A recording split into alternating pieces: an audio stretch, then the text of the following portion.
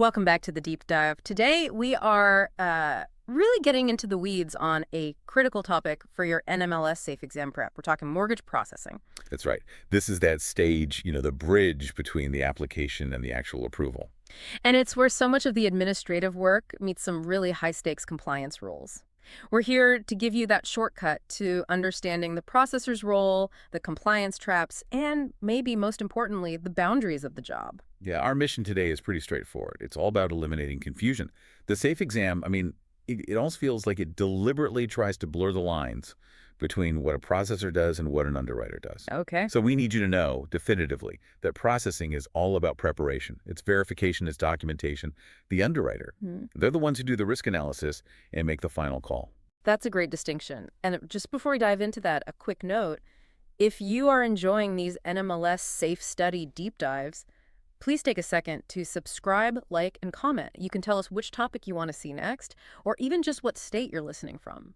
It really does support and help grow the channel, and it lets us reach more learners just like you. Okay, so let's unpack that crucial distinction right away, because it sounds like it's the absolute foundation for this whole topic. It truly is. So processing, it really begins once the mortgage loan originator, the MLO, has taken the application and sent out all those initial disclosures. So once that disclosure clock starts ticking, the file basically shifts gears. It goes from a sales and origination thing to pure documentation management. That's it, exactly. The processor's main directive is just to assemble a file that is complete, accurate, and compliant. But here's the rule you absolutely have to remember for the exam. Okay. The processor does not approve, deny, or condition a loan. Period. I hear that, but let me, play devil's advocate for a second. What if the processor sees a perfect file? The income's high, credit's an 800. Why can't they just, informally tell the borrower, hey, you're good to go? That is a great question because it shows exactly where the line is. Right. The line is crossed the second the processor assumes any authority that's tied to credit risk analysis. The loan decision is a formal act. Yeah.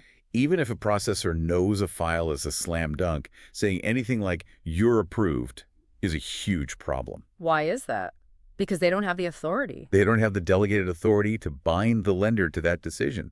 If they say, you're approved, and then the underwriter finds one tiny thing and denies the loan, well, now the processor has created a massive legal liability and a really bad customer experience. That analogy makes a lot more sense now. Processing is like preparing a detailed legal brief. You get all the facts, all the verification, you organize it perfectly. But the underwriting, that's the judge who actually reads the brief, applies the law, the guidelines, and makes the final ruling.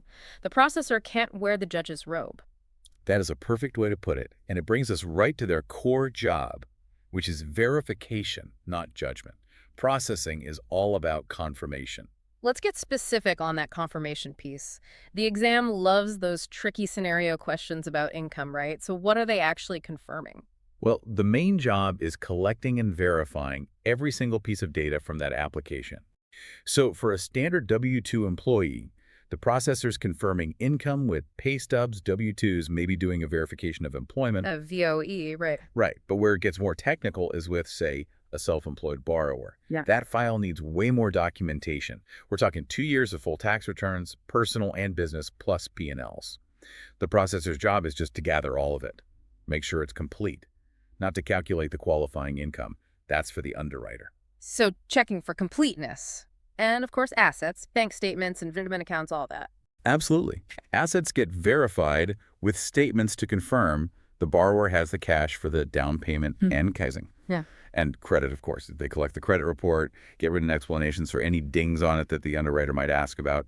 Verification is the word. Okay, here's a classic exam scenario. What happens when the processor spots a red flag? Let's say a huge, unexplained $20,000 deposit shows up a week before closing. Their role is still investigative. Yeah. They're not a judge. They can't just ignore it to hit a deadline. So what do? If they see an inconsistency, like that large deposit, their job is to get clarification and documentation. A letter explaining the source of the funds, the paper trail for it. They need to prove it's not some secret loan. So they document the issue, they document the clarification, and they set it all up so the underwriter can make an informed decision. Precisely. The processor's action is always to be cautious and to document everything. That documentation focus, it must lead to them dealing with a ton of external parties, right? It does. A huge part of processing is ordering those third-party services. The ones tested most are usually the appraisal, title search, flood certification, and employment verifications. And that brings us right into what you said is the biggest compliance trap here, the whole sequencing and charging the borrower thing. Yes, this is a critical point. It's governed by TRISILI, the TILA-RESPA Integrated Disclosure Rule. Right.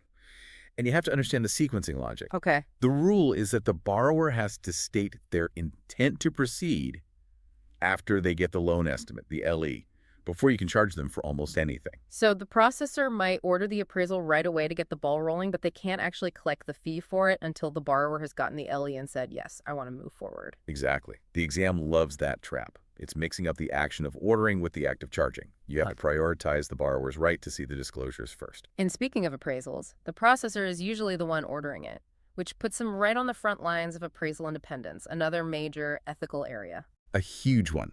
And the exam treats it very, very seriously.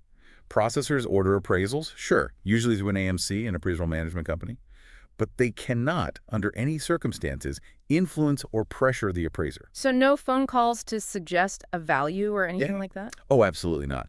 Any exam question that hints at the processor calling the appraiser to mention some good comps or hit a certain value, that's a massive immediate violation. Wrong answer. So if the appraisal comes in, say, $50,000 low, the processor's job is not to fix it. No. Their job is to put it in the file and make sure the borrower gets a copy promptly. If the low value messes up the loan-to-value ratio, well, that's a risk decision for the underwriter to make. The processor has to stay completely neutral. Which flows right into the broader topic of ethical boundaries and just, keeping the file clean. Right. Compliance tracking is a huge part of the job. They're making sure the file stays current.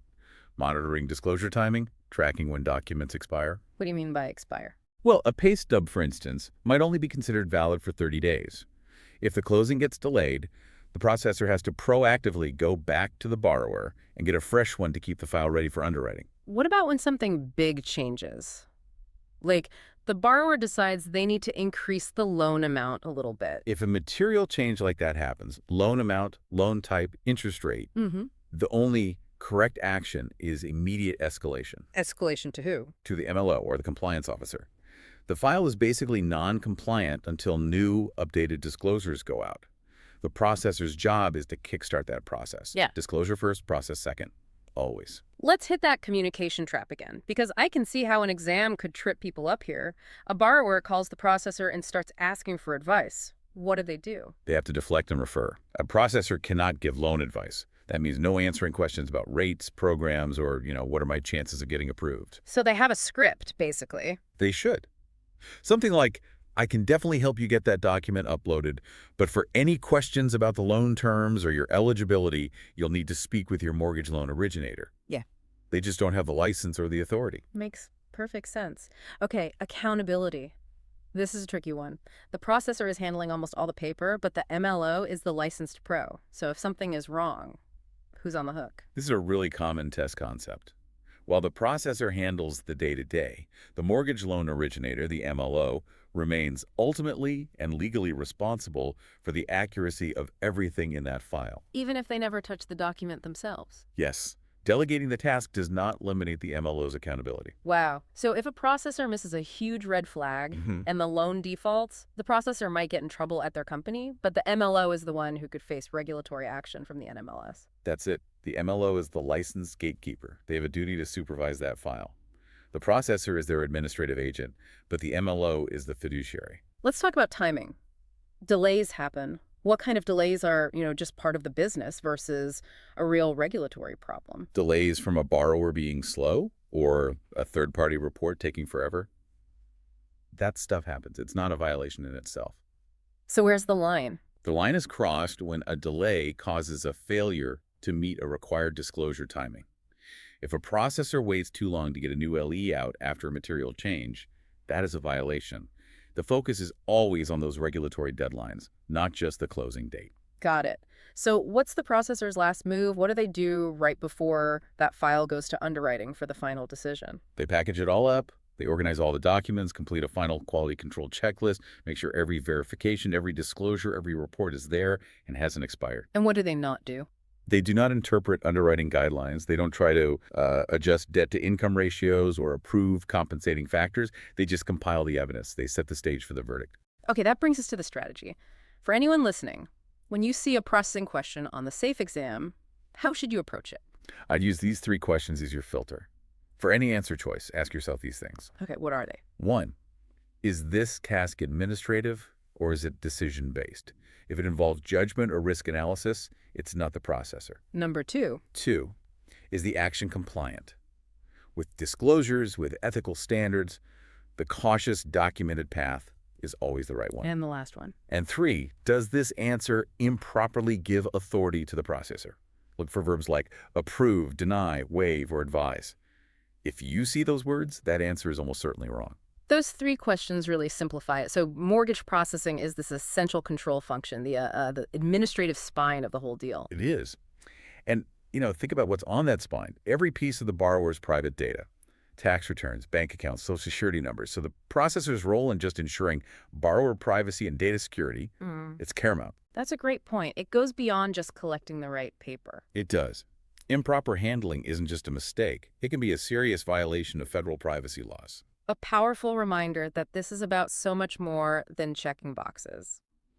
Well, we really appreciate you diving deep with us. And if you found this helpful for your NMLS SAFE prep, please take a moment to subscribe, like, and leave a comment.